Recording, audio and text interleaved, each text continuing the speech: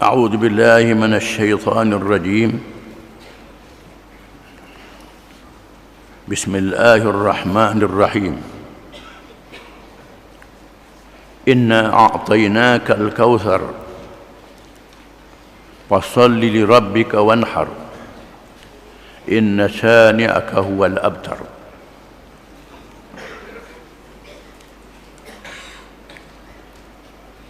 Maksudnya, dengan nama Allah yang Maha Pemurah lagi Maha Mengasihani, sesungguhnya kami telah mengurniakan kepadamu wahai Muhammad Al-Kautsar, yakni kebaikan-kebaikan yang banyak di dunia dan di akhirat. Oleh itu, kerjakanlah sembahyang kerana Tuhanmu semata-mata, dan sembelihlah korban sebagai bersyukur kerana Tuhanmu juga. Sesungguhnya orang-orang yang bencikan engkau, dialah yang terputus dari mendapat sebarang perkara yang diingininya.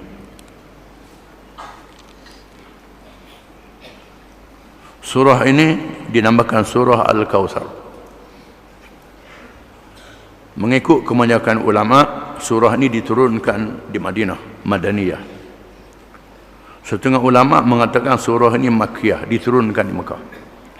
Terdapat kekhilafan kalangan ulama, adakah surah ini diturunkan di Madinah ataupun di Makkah.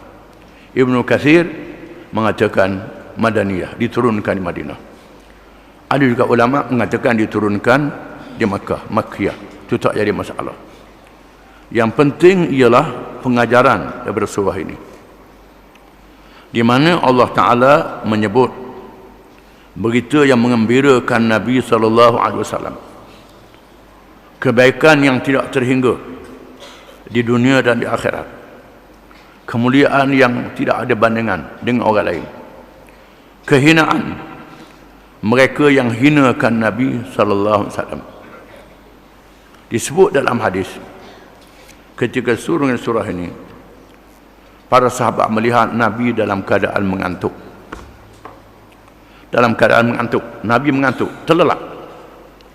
Kemudian Nabi sedar dan tersenyum. Nabi senyum.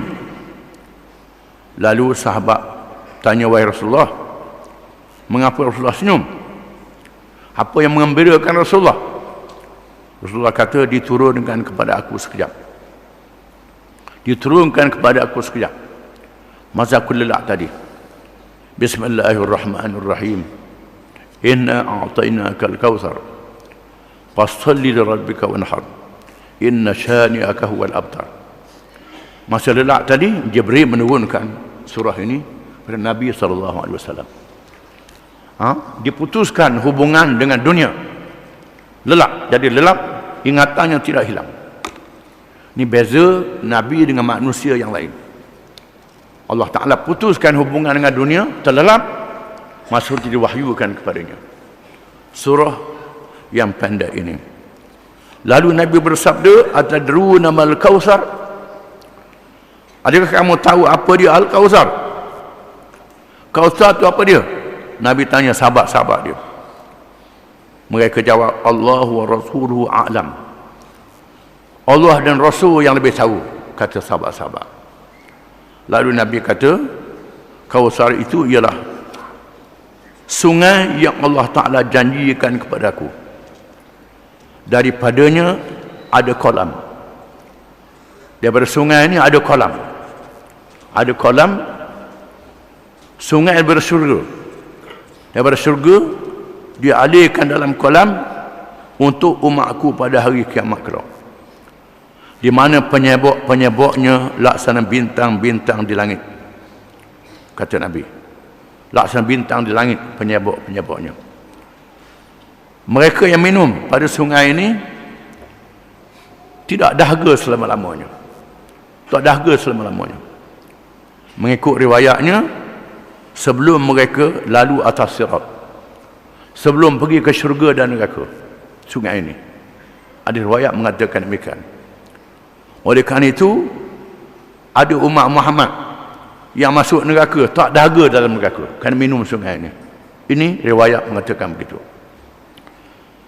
Diriwayatkan dalam beberapa hadis Sungai ini rupa airnya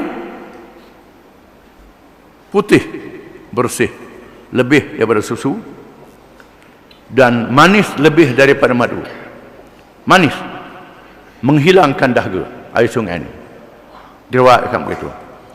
Dan disebut lagi dalam hadis juga, hadis yang sahih, fayakhtalijul abdu minhum fa'aqulu innahu min ummati fayuqalu innahu la tadri ma ahdatha ba'dak.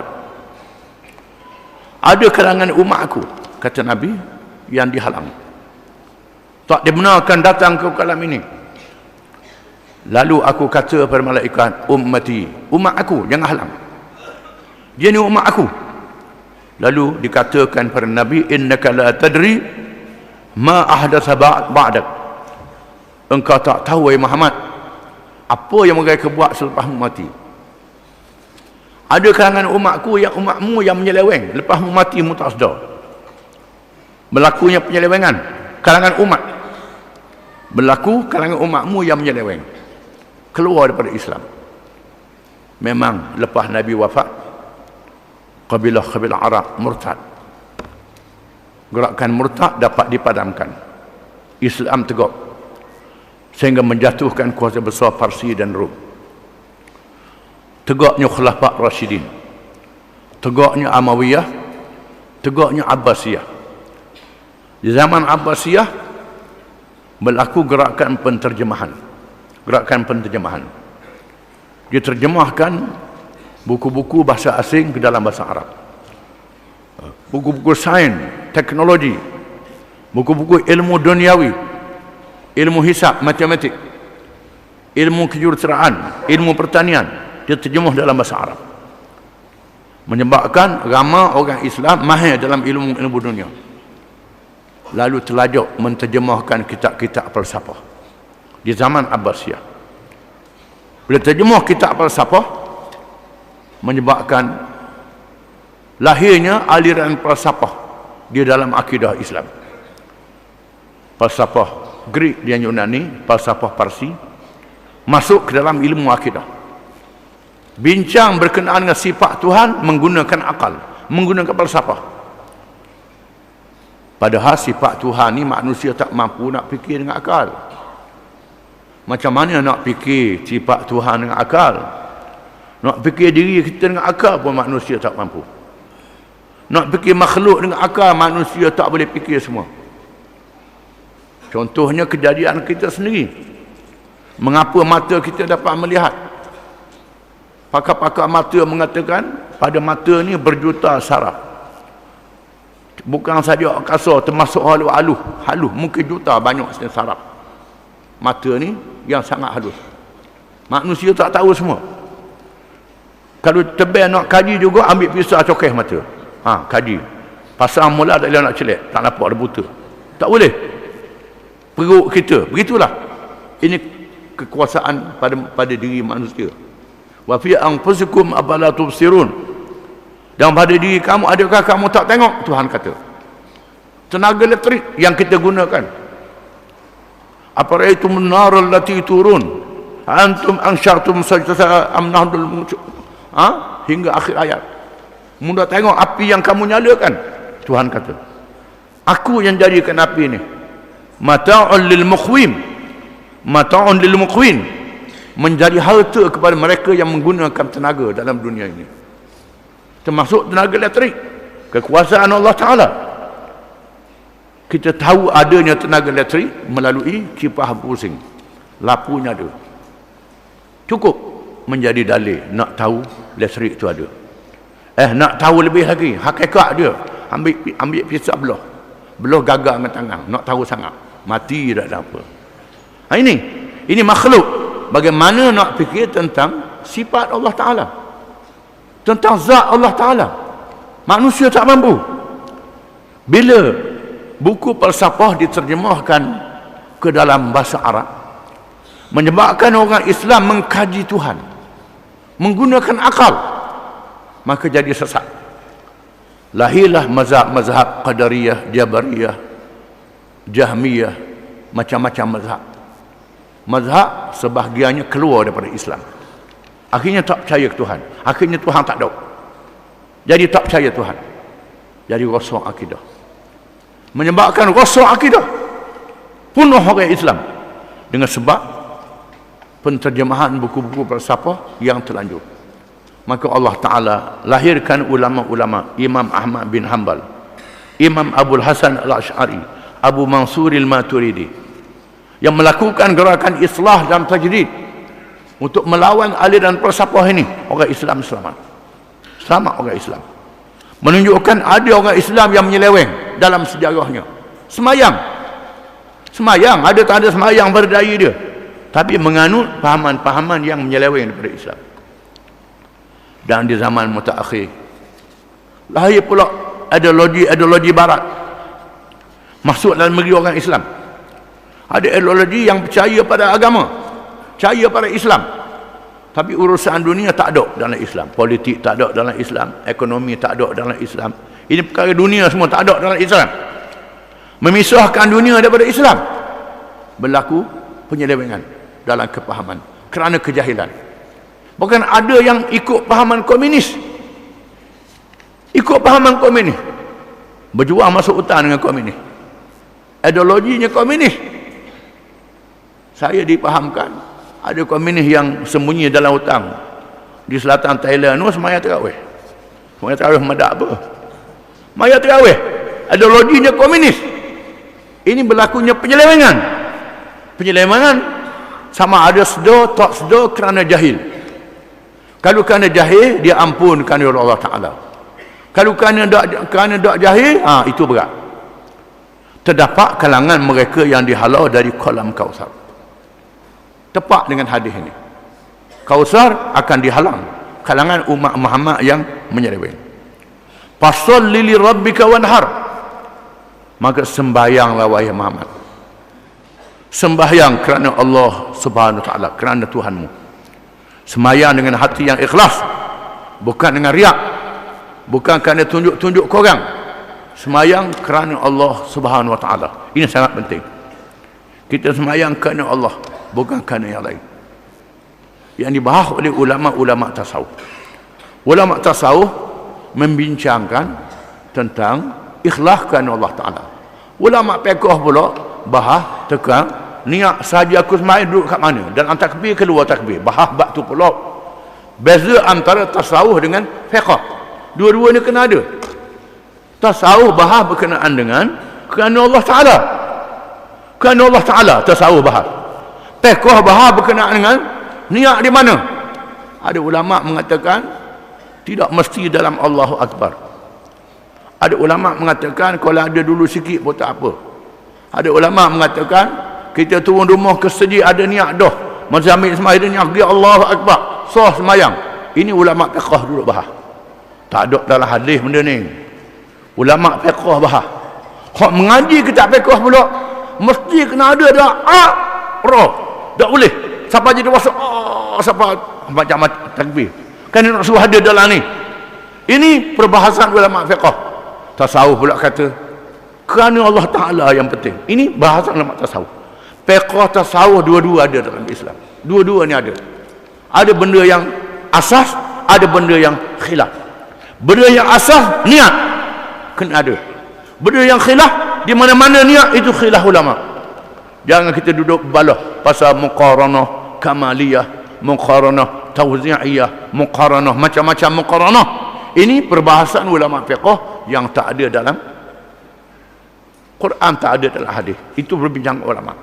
Masalahnya kita duduk bahas berbincang ulama tak balik kepada asal. Masing-masing ilmu ada asal dia, ada kedudukan dia. Ilmu tasawuf bahas kerana Allah Ta'ala. Ilmu fiqh bahas kedudukan amalan yang zahir. Itu perbezaan. Macam tajwid, ulama tajwid dengan ulama fiqh. Wajib dalam hukum fiqh lain, hukum tajwid lain. Ulama tajwid tanya ulama fiqh, mati temu dengan hamzah apa hukum? Ulama tajwid tanya. Ulama fiqh kata wajib atas hamzah ambil mim, mandi, kapas bayar padang. Ada belaga dua ni. Ulama tajwid kata hukum lain, ulama fiqh kata hukum lain. Wajib belaka. Ini kena beza antara dua-dua ilmu ni. Kena faham. perbahasan ulama-ulama dalam ilmu masing-masing. Jadi di bahan fasallili rabbika, ini perbahasan tasawuf. Maka sembahyanglah kamu kerana Tuhanmu, kerana Tuhanmu dengan hati yang ikhlas. Perbahasan ilmu tasawuf, ikhlaskan Allah Ta'ala. Wanhar, dan sembelih binatang korban kerana Allah Ta'ala juga. Sembelih korban kerana Allah Ta'ala, bukan kerana nak lagi, bukan kerana nak tunjuk orang lembu aku besar pada lembu orang lain. Jangan. Bukan kerana nak tunjuk-tunjuk, tidak. Bukan kerana megah, kerana Allah Ta'ala. Makin besar lembu makin baik, boleh bagi ramai-ramai, banyak orang terima bahagian, besar pahalanya. Tetapi niat kena ada ikhlas, li rabbika, kerana Tuhanmu. Inna syani'aka huwal abtar, sesungguhnya orang yang marah kepadamu, yang benci padamu, yang menghinamu wahai Muhammad, merekalah yang terputus daripada segala kebaikan wahai Muhammad. Dan nyata pada hari ini orang buat hina ke Nabi, bukan saja zaman dulu. Pemimpin-pemimpin Quraisy yang buat hina Nabi SAW menerima akibatnya, mereka dikutuk sehingga hari kiamat, dia laknat sehingga hari kiamat. Nabi dia muliakan sehingga hari kiamat. Di antaranya mereka yang tahu kebaikan Nabi setelah Nabi wafat. Masa Nabi hidup lawan Nabi, bila Nabi mati masuk Islam, bersambung sehingga hari kiamat. Orang yang buat hina Nabi terputus daripada kebaikan. Termasuklah mereka yang buat kartun Nabi hari ini, buat kartun Nabi, buat cerita Nabi, cerita macam-macam, cerita berkenaan Nabi, cerita yang bukan-bukan untuk menghina Nabi. Wahai Muhammad, orang yang hina kamu tu akan putus daripada segala kebaikan. Jangan bimbang. Walaupun Nabi sudah wafat, Nabi sudah meninggal dunia, kewajipan kita orang Islam mempertahankan Nabi, memuliakan Nabi, itu kewajipan kita. Tapi kita kena ingat, orang buat hina Nabi macam mana pun, Nabi tetap mulia di sisi Allah, tetap mulia di alam dunia dan alam akhirat. Wallahu a'lam.